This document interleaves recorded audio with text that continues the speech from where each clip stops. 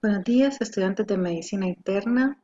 Bienvenidos a la clase en la cual empezaremos a aprender nuevas habilidades y competencias que son necesarias para desarrollar la medicina en el siglo XXI, que es la toma de decisiones basadas en la evidencia.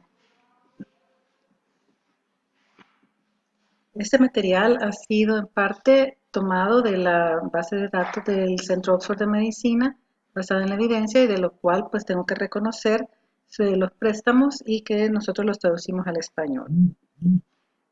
Empezamos diciendo y reconociendo el concepto de medicina. Muchos tomamos en cuenta que la medicina es más arte que ciencia y por eso podemos creer que ser inventivos y ser individualistas nos puede llevar a una mejor práctica. Pero en realidad la medicina es reconocida, como tal lo dice el doctor Pita Fernández, dueño de la frase que tenemos aquí presentada, es que la medicina es una ciencia. Si bien no una ciencia exacta, sino una ciencia de probabilidades, porque en la medicina, debido a la variabilidad tanto de la persona o el individuo o el sujeto enfermo como de la enfermedad misma, hay una variabilidad en la presentación de las enfermedades, al igual que también las formas que tenemos de abordarlas, ya sea curar, prevenir, rehabilitar o aún de conocer sus factores de riesgo, es todo alrededor de las probabilidades. Nadie puede decir al momento que cura al 100% con 0% de eventos adversos. Todos los medicamentos tienen eventos adversos y eso lo podemos ver cuando nosotros compramos los medicamentos y sacamos la viñeta que está insertada dentro de ellos. Así que sabiendo de esto, primero, de que es una ciencia de probabilidades, también tenemos que reconocer y ser humildes frente a la ciencia en el sentido que no cubrimos todas las áreas del conocimiento todavía y que hay áreas en las cuales no hay información y por lo que llamamos nosotros las incertidumbres, que son áreas propicias para la investigación. Por ejemplo, hasta el momento no existe nada que usted pueda hacerle o indicarle a un paciente que ha presentado un infarto que necesita ser operado para evitarle un infarto nuevo durante el transoperatorio o en el postquirúrgico inmediato. Así que esas áreas que tenemos en vacío son las que, si bien es cierto, nos invitan a investigar, durante la práctica diaria, ¿qué hacemos para contestarle a una persona o un sujeto que necesita de dicha información? Así que este es el meollo o el núcleo o el eje alrededor del cual vamos a ir nosotros reconociendo la necesidad de tener información y de aumentar la información dentro de nuestra ciencia médica. Sabiendo que es ciencia, por lo tanto, y por consiguiente, todo lo que nosotros ahorita establecemos como factores de riesgo, como métodos diagnósticos, como tratamientos y datos de la evolución de una enfermedad, han nacido a partir de resultados de investigaciones científicas, las cuales han sido hechas utilizando el método científico tal cual se ha planteado a todas las ciencias, pero en su particularidad dentro de las ciencias médicas. La medicina basada en la evidencia es un término nuevo relativamente, originado en los años 80 en la Escuela de Medicina de McMaster. El término fue originado en estos años, pero su práctica se venía desarrollando ya desde mediados finales de los años 70. El haber acuñado el término se le reconoce a la Escuela de McMaster en Ontario, Canadá, la cual dice que es el uso consciente, explícito y juicioso de la mejor evidencia actual para la toma de decisiones acerca del cuidado individual del paciente. Esta fue la definición inicial dada por el grupo de Sackett, Gordon Guy, Rosenberg, Hines, en la cual incluían ya 3 parámetros. Lo que era el uso consciente, explícito y juicioso dependía de la capacidad de experticia del profesional sanitario, de la mejor evidencia, que es el componente actual que se le da, y, claro, acompañado del valor del paciente al cual se le iba a aplicar la decisión tomada.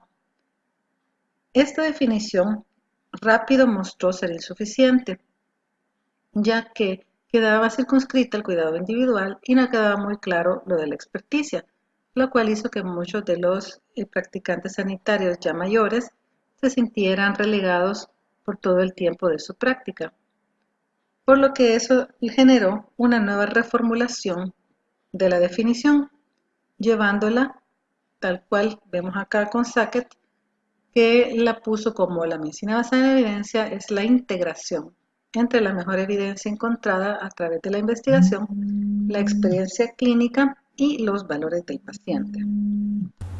Si nosotros graficamos la definición, podríamos hacer una especie de triángulo conformado por tres globitos, en el cual tenemos que la experiencia clínica es uno de ellos, la mejor evidencia científica disponible es otro, pero ya introducimos de una forma más clara los valores del paciente. Esto lleva a un abordaje integral del paciente, primero en el sentido que nosotros tenemos que tener una adecuada formación basal, ya que ustedes sean buenos internistas, luego salgan bien preparados y cuando se gradúen sean muy buenos médicos generales, para que luego puedan acumular la evidencia científica disponible en cada año que va pasando de sus vidas. Porque si nosotros partimos diciendo de que la medicina es una ciencia, tenemos que reconocer que la ciencia se transforma continuamente, no es estática y no es un dogma. Por lo tanto, continuamente se está alimentando de nuevos resultados, que no siempre son solo para avanzar, sino que muchas veces también lleva para contradecir cosas que actualmente creemos que funcionan y nosotros nos mantenemos rígidos frente a los conocimientos aprendidos como que si estos fueran el catecismo o estuvieran escritos en piedra. Y aquí es donde nosotros tenemos que mostrar esa humildad ante la ciencia, de que se va a estar formando más evidencia cada día más. Ustedes como médicos que serán en el siglo XXI no pueden desconocer ese hecho y por lo tanto tienen que aprender esta herramienta necesaria que se conoce como lectura crítica. Y luego tenemos el otro globito que trata sobre los valores del paciente.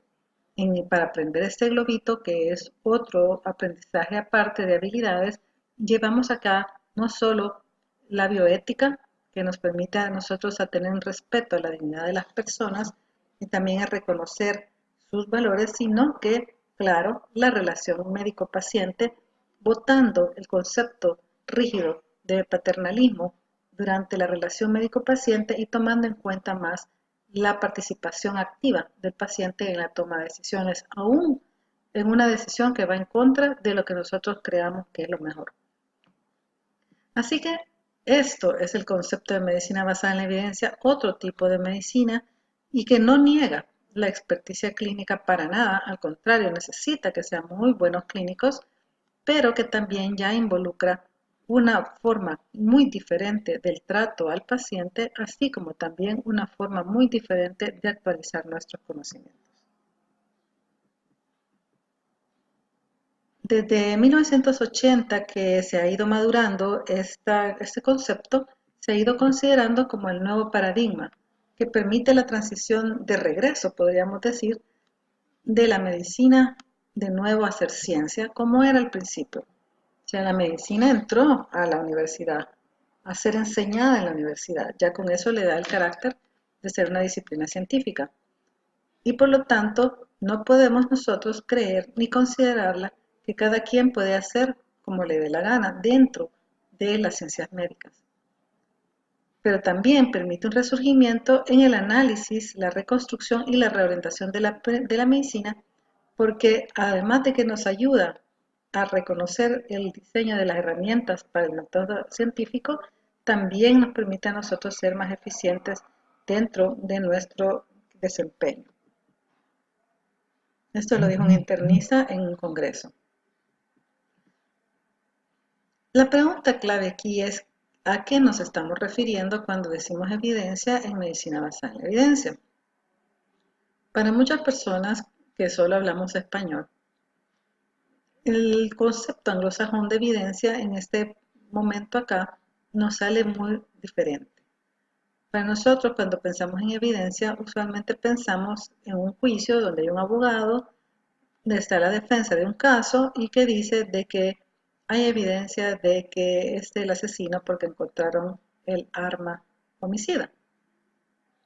En el caso de medicina basada en evidencia y en medicina, esa evidencia no se refiere a eso, sino que se refiere a los resultados obtenidos de las investigaciones, que pueden ser desde las ciencias básicas hasta las investigaciones centradas en el paciente, con respecto a toda el área de la medicina, desde la educación, promoción de la salud, hablando sobre el control de los factores de riesgo, sobre cómo hacer diagnóstico, la exactitud de estos test, el poder de los marcadores pronósticos y, claro, la mejor eficacia y seguridad de lo que nosotros damos como terapéutica a nuestros pacientes.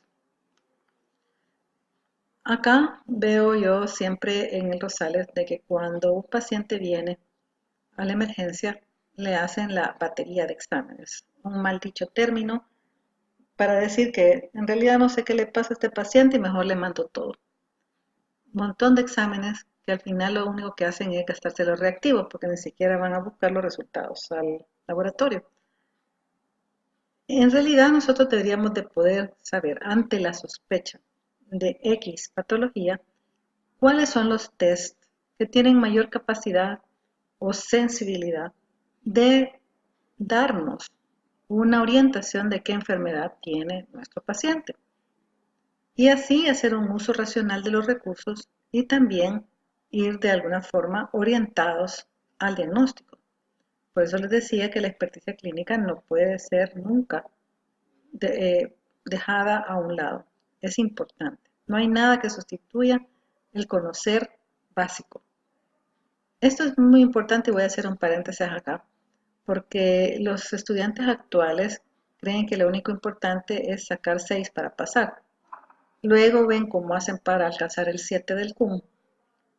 Lo que quiero decir es que lo mínimo, el mínimo esfuerzo es lo que ahora se pone en el aprendizaje, cuando ahora la medicina se ha ido haciendo más compleja porque las ciencias y las tecnologías han avanzado a medida que han avanzado también la ciencia de la informática. Ahora conocemos y podemos desarrollar el DNA y entendemos muchísimo más del cuerpo humano.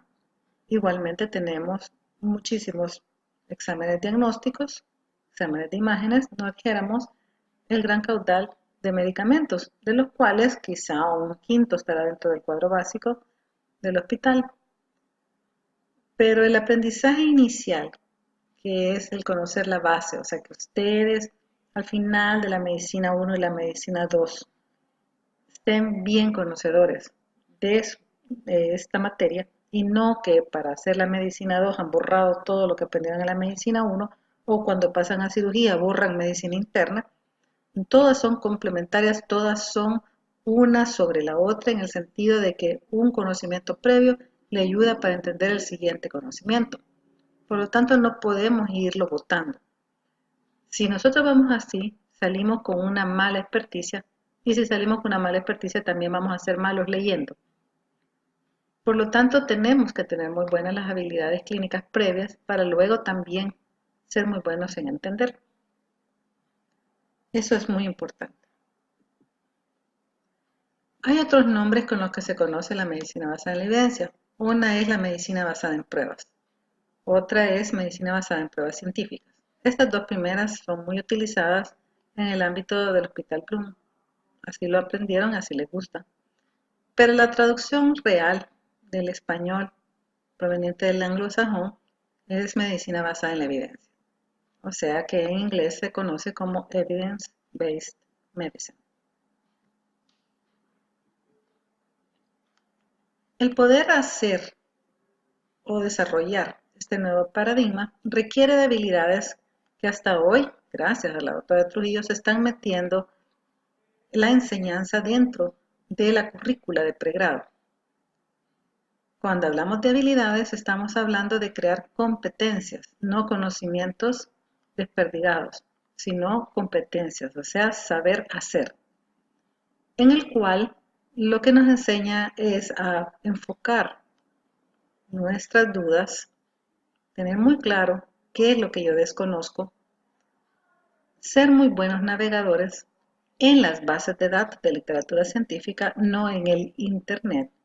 El Internet es un medio para accesar al conocimiento que está disponible a través de él. Por ejemplo, yo no le acepto yo trabajo con los residentes, a un residente que me diga algo y le pregunto que dónde lo buscó y que me diga, lo busqué en el Internet. Que me diga, lo busqué con el Internet en una base de datos. Ya hablaremos más adelante de las bases de datos, pues la universidad a ustedes les da gratis bases de datos porque la universidad los paga. Y ya vamos a llegar a un momento a que les dé la clave, ya que eso no lo puedo subir en ninguna forma que esté disponible en la web.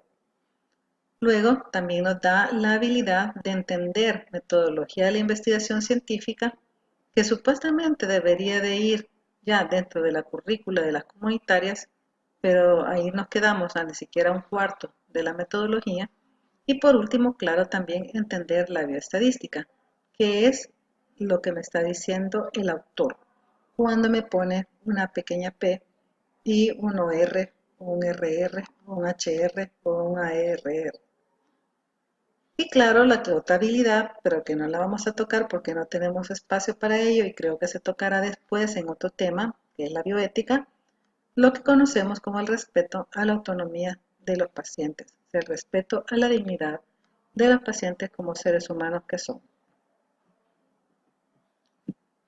Por lo tanto, para estas clases que me han dado el honor de poderles impartir, me voy a dedicar simplemente al desarrollo de una de las áreas de las, digamos en buen salvadoreño, de las chibolitas que conforman la definición de medicina basada en la evidencia, que es la lectura crítica. O sea, el cómo encontrar, analizar y comprender lo que me dicen los artículos científicos. Para eso también se necesita que nuestra cabeza esté estructurada, o sea, nuestro pensamiento se estructure y no tengamos los pensamientos dispersos.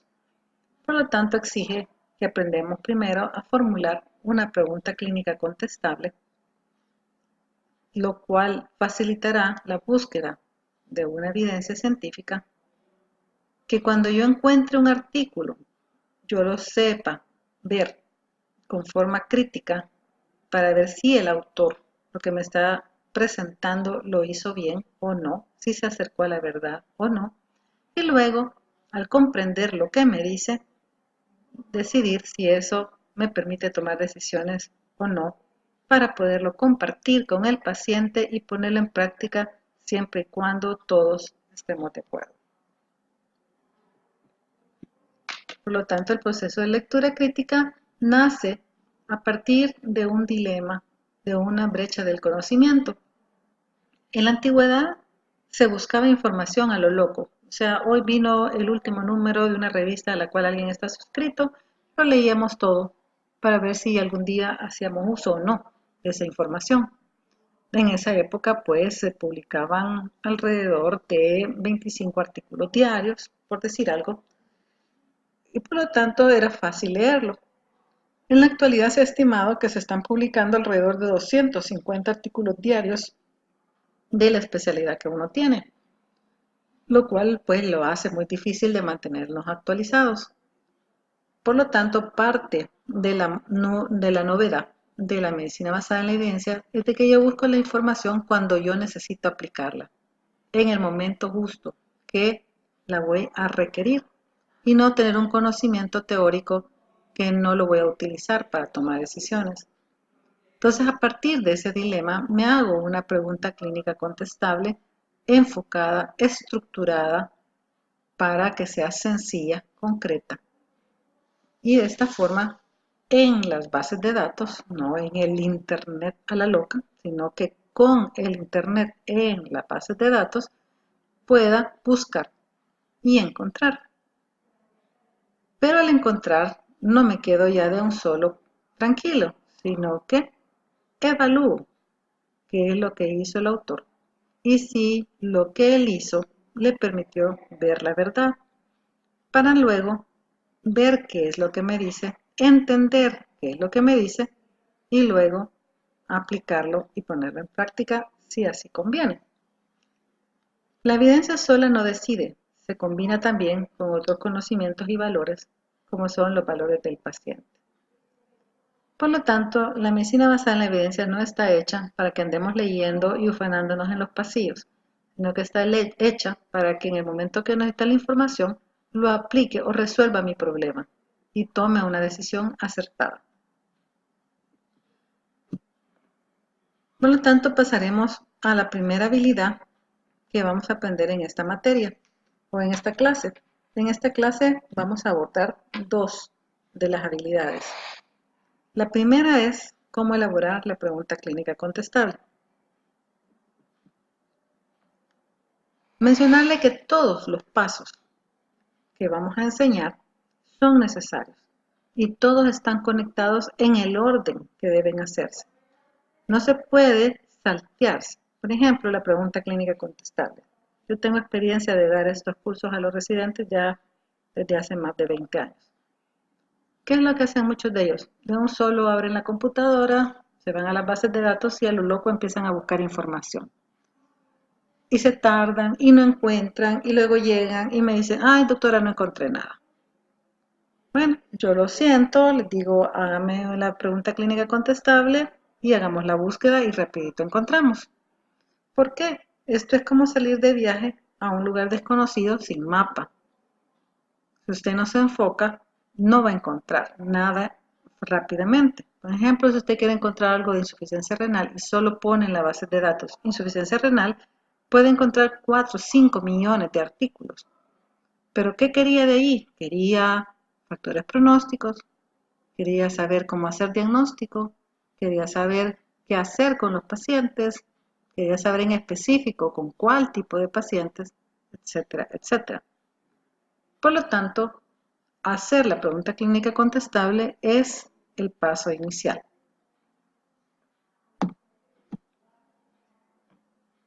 El otro problema que se tiene es esa falta de humildad frente a la ciencia, por lo que creemos que todo lo que ya sabemos ya es un dogma escrito y por lo tanto no identificamos lo que falta en la toma de decisiones. Dijéramos que ustedes están pasando visita y ustedes escriben ahí las indicaciones.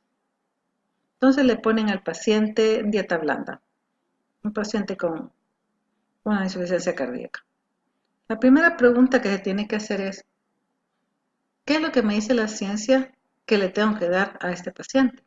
La dieta blanda que le estoy dejando, porque así me lo enseñaron, porque así lo han hecho, porque así viene de la emergencia, porque así me dijo el residente, en realidad es la mejor dieta que tengo que dar. ¿Qué dice la literatura al respecto? Y no la literatura, ya dijimos, libro de texto, sino qué dice la investigación científica con este tipo de comida. O sea, mucha gente puede creer, y eso es tan sencillo, eso no va a estar en la literatura. Claro que está en la literatura. Todas las decisiones que tomamos en una pasada de visita, todas las decisiones que tomamos cuando elaboramos las indicaciones médicas, todo tiene que tener un sustento científico. Si no lo tiene, lo que estamos haciendo o es magia o cualquier cosa menos medicina. Así que el primer paso siempre es difícil, por eso. Porque asumimos que lo que sabemos, lo sabemos con certeza y que eso tiene un peso 100% y que nadie me va a decir algo diferente. Acuérdense que no hace mucho todavía les poníamos vendas elásticas a los pacientes que estaban acostados y ahora ya no se les pone. Algo que se sostenía como inamovible para evitar la trombosis venosa profunda. ¿Y qué pasó? Se demostró que las vendas elásticas, tal cual como se usan, o las medias graduadas, no sirven para profilaxis primaria en trombosis venosa profunda en un paciente hospitalizado, sino que lo único que sirve son aquellas que están conectadas a un aparato en las cuales la graduación es intermitente y cambiante y las heparinas de bajo peso molecular. Si nosotros hubiéramos ido creyendo que poner las vendas elásticas ya estaba todo dicho, ya estaba todo cerrado, todavía hasta ahorita estuviéramos poniendo vendas elásticas. Y hay muchos que todavía lo hacen. Así que hacer la pregunta clínica contestable pareciera fácil, pero no es fácil. Porque lo primero que tenemos que hacer es cuestionarnos todo lo que ahorita hacemos y no tengamos el conocimiento científico que lo respalda. Algunos sugieren que para poder reconocer estas brechas, aparte de ser humilde y decir, bueno, ¿desde cuándo es que este conocimiento no se ha vuelto a cuestionar? Es llevar un librito de preguntas en el bolsillo. Cuando se vea un debate entre staff, que uno le dice, no, ponerle tal cosa, el otro le dice, no, ponerle tal cosa, eso escríbanlo, porque eso les puede servir para luego, en la noche o al día siguiente, cuando tengan tiempo, lo ideal sea que no sea muy alejado, puedan ustedes ir a hacer la búsqueda de la información y que les quede claro qué es lo que en realidad se tenía que hacer. Y de esta forma se van ustedes ya penetrando en este conocimiento tan atractivo y en estas habilidades que les permiten poder tomar decisiones con un conocimiento justificado. Como les decía, muchas veces creemos que lo sabemos y que lo que hacemos está bien hecho. Por ejemplo, reposo absoluto, respaldo a 30. ¿Por qué? Porque lo hacemos. La dieta. Y quizá creemos que lo único que puede variar es que ahora le doy un medicamento X y que probablemente mañana venga otro con otra estatina, por ejemplo, más buena o mejor o superable. Pero no en las cuestiones del día a día.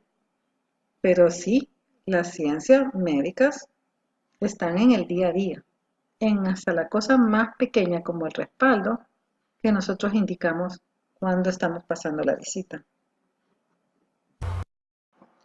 Entrando ya en la habilidad de enmarcar la pregunta, el primer paso que se tiene que tener es contar con el conocimiento previo. ¿A qué se requiere o a qué se refiere este conocimiento previo? Se refiere a que para podernos hacer una pregunta clínica contestable tenemos que tener un conocimiento básico, el aprendido en la facultad. En el caso de ustedes, lo que vayan leyendo en el libro de texto. Claro, también cada día van a ir obteniendo mayor experiencia con cada sujeto, cada paciente, cada enfermedad que van a ir viendo con cada día, que también les va a permitir hacerse un cuestionamiento lógico y razonable. Al inicio de la introducción de la medicina basada en la evidencia, muchas personas creían que era un software o algo que se podía fácilmente sacar en la computadora. Por ejemplo, escribo yo, alguien tiene fiebre, náuseas, dolor de cabeza y que la computadora me iba a decir que tenía. Una concepción muy errónea de la medicina basada en la evidencia. Y que entonces se quejaban de que cualquier persona podría hacer medicina basada en evidencia, lo cual se fue mostrando que no es así, sino que al contrario, entre mejor es su conocimiento previo, entre mejor es la base que usted tiene en la facultad o el conocimiento aprendido, entonces usted va a tener mayor capacidad de hacerse cuestionamientos lógicos y razonables. En este caso, ustedes van a poder, a medida que vayan viendo la materia de medicina interna, conociendo más de medicina interna, pudiendo hacerse cuestionamientos cada vez más lógicos y razonables y no hacerse cuestionamientos irracionales como por ejemplo creer que el sentarse en una piedra caliente es un factor de riesgo de mal de orina. También el conocimiento futuro requiere que la pregunta a la cual usted está queriendo abordar o encontrar información tiene que tener ciertas características, entre ellas ser clara. Si yo creo que poniendo solo una palabra abstracta o solo poniendo un tema amplio, voy a encontrar, sí va a encontrar, pero va a encontrar tanto que no va a encontrar la verdadera respuesta a la misma. Por ejemplo, si yo pongo diabetes mellitus, ¿qué de diabetes mellitus quiero saber? Quiero saber los factores de riesgo, quiero saber la prevalencia, quiero saber cómo hacer método diagnóstico, quiero saber cómo tratarlo, o quiero saber hacer prevención primaria en algunas otras complicaciones que da. Tengo que ponerle a escribir y no solo poner diabetes mellitus. pero al mismo tiempo no tiene que dejar de ser sencilla y concreta. Y ya dijimos lógica, porque la pregunta clínica contestable tiene como fin generarnos las palabras que son las construcciones que vamos a utilizar en el buscador. Por lo tanto, no podemos estar escribiendo cosas muy largas. La pregunta clínica contestable tiene que tener 4 componentes que luego se desglosan en la estructura PICO, en la cual cada letra tiene algo que decir, siendo la P la población, paciente o contexto, la I lo que yo quiero saber, o sea, de lo que yo tengo la duda, contra un comparador, que podría ser lo que yo ya hago, y ver cuál de estos dos me da un mejor desenlace. Por lo tanto, como la pregunta clínica contestable tiene que poder respondernos las 4 preguntas de las que nos hacemos en medicina, que son conocer por qué me dio enfermedad, conocer cómo hacer diagnóstico de la enfermedad, saber cómo tratar la enfermedad y luego saber decirle a la persona cuánto o cuál va a ser su calidad de vida o sobrevida. Entonces, la PICO se desglosa poniendo o pensando en cada una de ellas, de esta forma. La P es el contexto de la pregunta, que el contexto puede ser la población, las características de la población, una enfermedad, las características de la enfermedad. Por ejemplo, la P puede ser pacientes diabéticos con pie diabético. La I es la intervención potencial, o sea, lo que yo quiero saber. En este caso, dijéramos que si mi pregunta es de factores de riesgo, por lo tanto, será un factor etiológico y pronóstico. Pero si lo que yo quiero saber es qué darle, en el sentido que es mejor, si seguir con insulinas, etcétera, etcétera, o cuáles insulinas, etcétera, etcétera, entonces ahí será una droga. La C es el comparador con el correspondiente tratamiento de referencia, el cual usualmente el comparador es con lo que yo hago ahorita. Y el O, que viene del inglés outcome, es el desenlace para la terapéutica, y cuando estamos buscando métodos diagnósticos será la sensibilidad y la especificidad. En este ejemplo que hemos desglosado, donde tenemos cabal la P, la I, la C y la O, aquí tenemos nosotros ciertas pistas de cómo hacerlo. Y aquí tenemos el ejemplo. De la siguiente manera. Si yo empiezo con una pregunta que ¿cómo describiría un grupo de pacientes similares al mío? No tengo que balancear precisión con brevedad. Podemos decir, por ejemplo, pacientes con diabetes mellitus tipo 2. La intervención, ¿cuál es la intervención principal que estoy considerando? En este caso yo quiero saber si darle una aspirinita a baja dosis versus no darle una aspirinita a baja dosis. ¿Qué es lo que quiero obtener? Es llevar a disminuir la mortalidad por eventos cardiovasculares. Acuérdense que estamos buscando artículos publicados y no haciendo una investigación, lo cual también tiene que irnos introduciendo a que en un futuro también podamos hacer investigación de tanto leer, pero en este momento lo que estoy buscando yo es un artículo que me aclare esta situación. Aquí vamos a mostrar en el siguiente ejercicio sobre un mismo paciente que llegó haciendo una pregunta y cómo a partir de ese mismo paciente salieron varias preguntas. Dicen los estudiosos del tema que de por cada paciente ambulatorio pueden salir 5 preguntas y por cada 3 pacientes hospitalizados también. En este caso tenemos un hombre joven, de 35 años, que consulta al neurólogo, preocupado porque su hermano acaba de fallecer por un aneurisma roto cerebral y él quiere saber si él tiene que hacer algo al respecto, en cuanto a que si él le puede dar, si tiene que hacer su diagnóstico temprano o qué.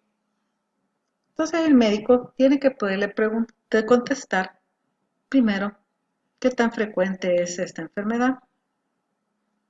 Luego tiene que poder decirle si el ser hermano es un factor de riesgo para que le dé.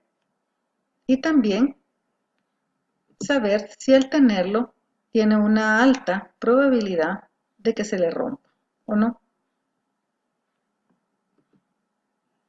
También tiene que poderle decir, en caso de que sea importante buscarlo o no, a darle manejo conservador y decirle no se preocupe, sé que tengo un síntoma, le vamos a mandar algún examen, o decirle no, hay que buscarlo para tratarlo, no sabemos.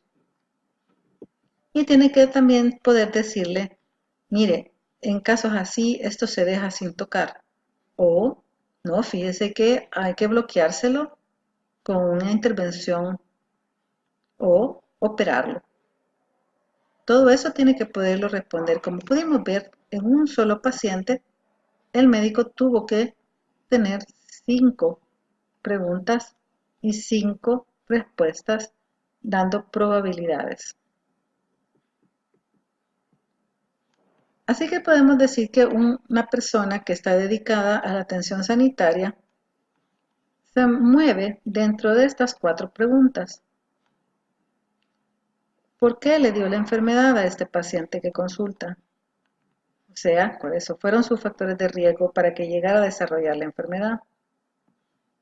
¿Qué hago yo para diagnosticarlo con eficacia? No dejándole la batería de exámenes y dejándole ultra tac resonancia para ver a cuál le pego, sino cuál es el más sensible y más costo-beneficio. Para cuando ya tenga claro el diagnóstico, tratarlo, si hay necesidad de tratarlo o no, pero también poderle explicar cuál es el pronóstico que tiene. Como ven, estas son las preguntas en las cuales nosotros al día a día tenemos que conocer con todas las probabilidades que nos consultan. Vamos a ir dando ciertos ejemplos para que ustedes puedan hacer los ejercicios. Aquí tenemos un ejemplo de diagnóstico en el cual, pues ahora que se han puesto de moda todos los métodos no invasivos para saber el Helicobacter pylori, si usted los recomienda, tiene que poder decirle al paciente cuál es la sensibilidad y especificidad de la prueba. Por ejemplo, si un paciente que desea saber si está infectado con Helicobacter pylori, poderle decir si el test de respiración, soplado de urea, es igual de sensible que hacerse la endoscopia o biopsia. Ya el ejemplo que hicimos de terapéutica en pacientes diabéticos, indicación de ASA a baja dosis como profilaxis primaria de eventos isquémicos cardíacos. Ejemplos de pronósticos en los cuales en el pronóstico tiene que ser algo referente a la misma enfermedad y no a una intervención y no lleva el comparador de C. En este caso, paciente con tuberculosis pulmonar, el tener presencia de derrame pleural es un factor que impacta en la curación. Y ejemplo de causa-etiología, controlando los factores de confusión en adultos sin antecedentes cardiovasculares, comer huevo diario o no comer está relacionado con desarrollo de eventos cardiovasculares. Sé que la pregunta clínica contestable sirve para identificar las palabras o descriptores que se van a utilizar en la búsqueda de la literatura científica. El beneficio de hacer una pregunta enfocada es de que usted encuentra rápido los artículos que usted anda buscando. Haga una pausa y trate de identificar una pico. Posteriormente a la pausa y haber desarrollado su pico, pasamos a la segunda habilidad que hay que aprender, que es buscar la información clínica. Así como ustedes dicen, busqué en el internet. Si yo les pregunto qué hizo cuando buscó en internet, lo más seguro es que googleó. Y no es así como se busca en medicina. La información en medicina o en las ciencias paramédicas se debe buscar en bases de datos de literatura científica, si bien es cierto, utilizando el internet, pero en bases de datos. Y el acceso a estas bases de datos nos las da alguien que ha pagado por ello. En nuestro caso de la Universidad de El Salvador, ha pagado a INARI y EBSCO.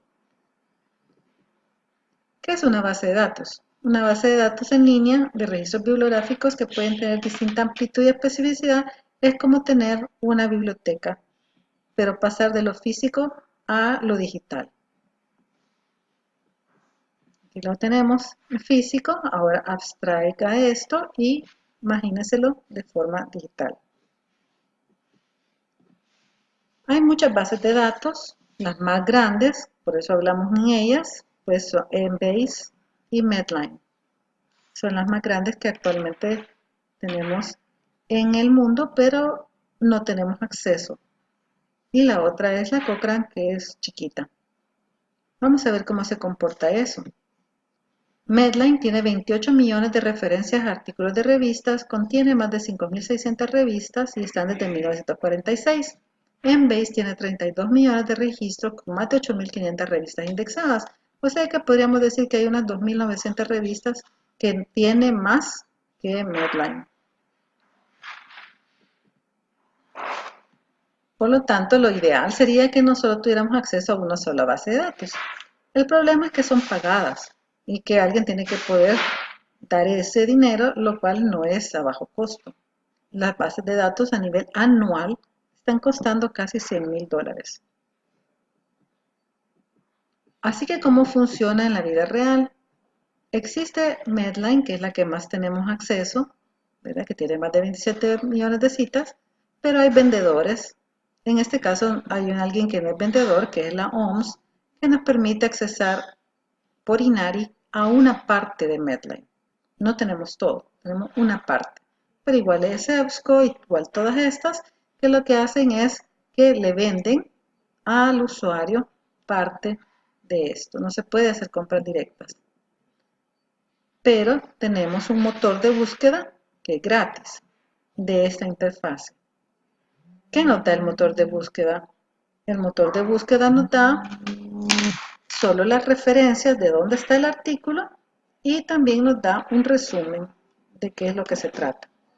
Los textos completos no están siempre disponibles, dependerá del alcance de la compra.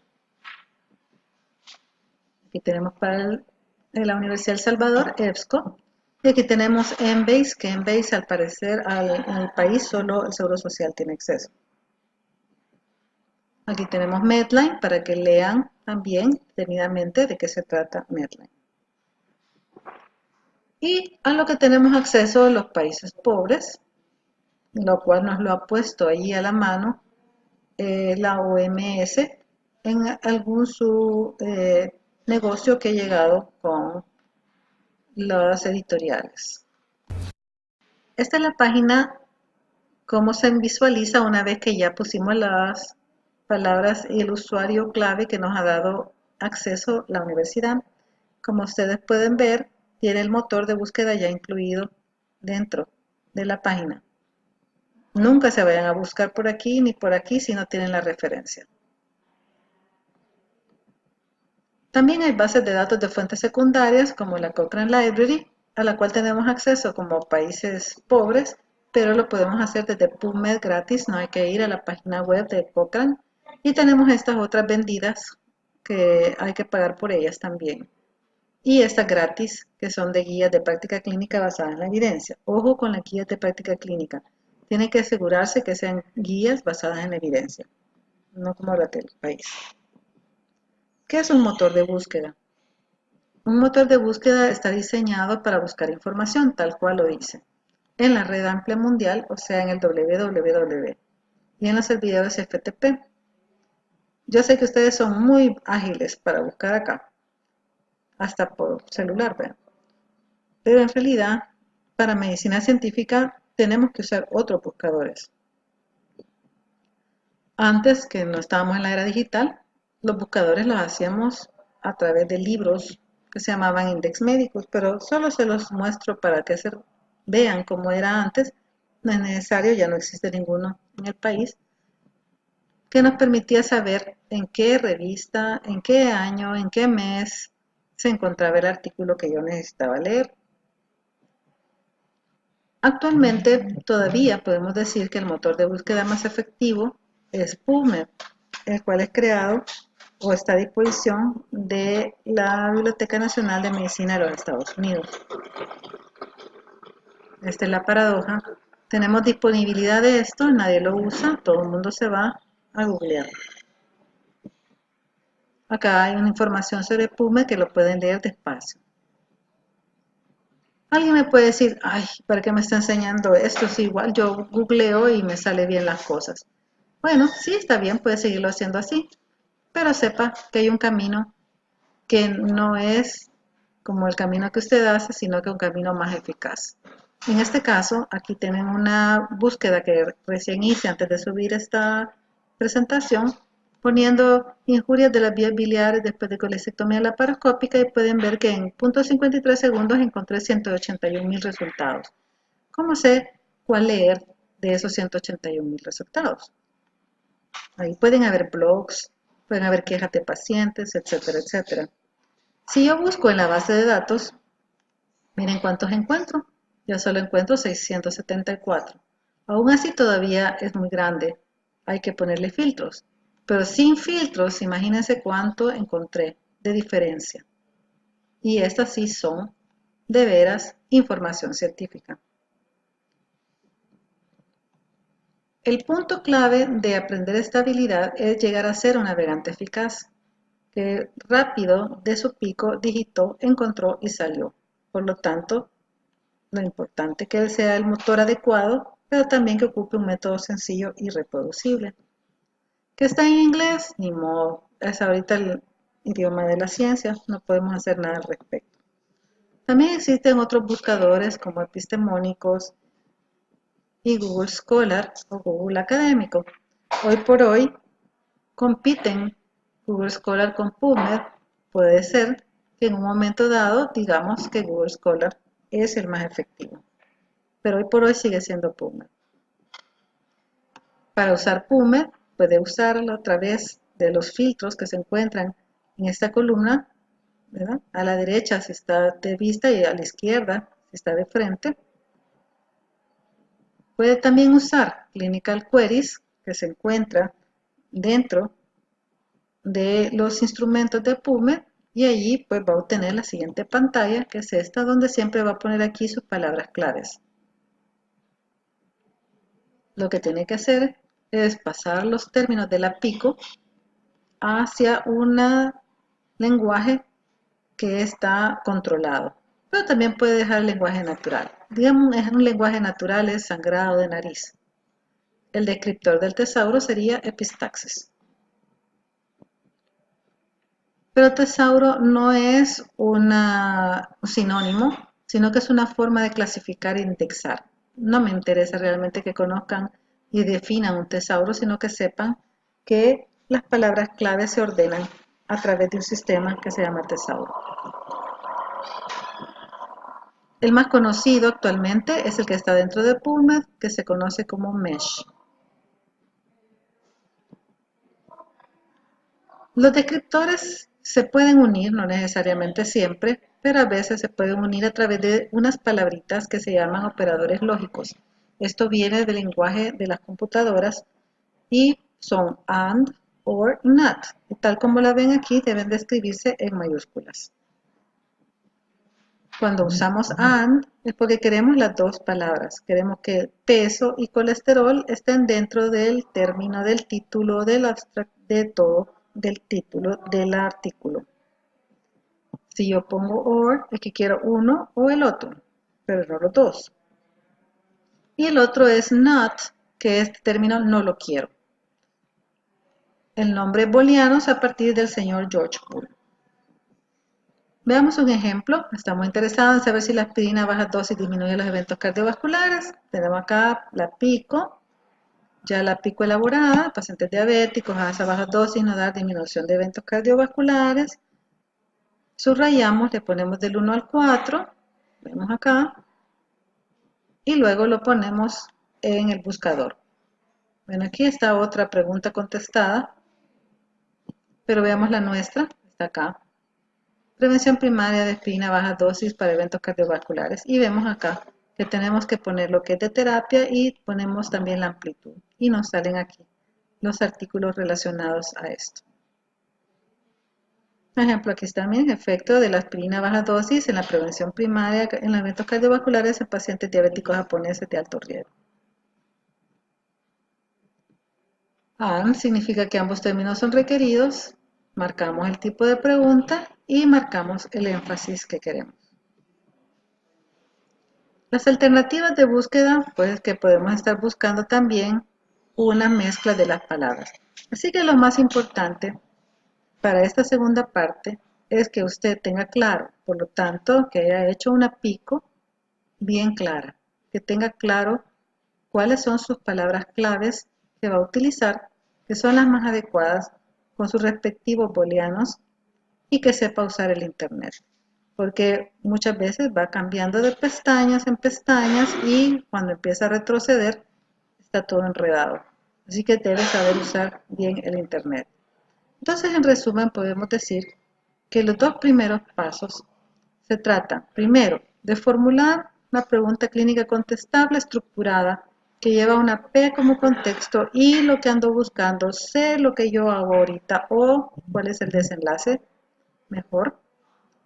Esas palabras claves que nacen de la pico las paso escogiendo mis bases de datos, que nosotros en realidad no tenemos mucho donde escoger, tenemos solo INARI o EBSCO, con el acceso que nos da la Universidad de El Salvador.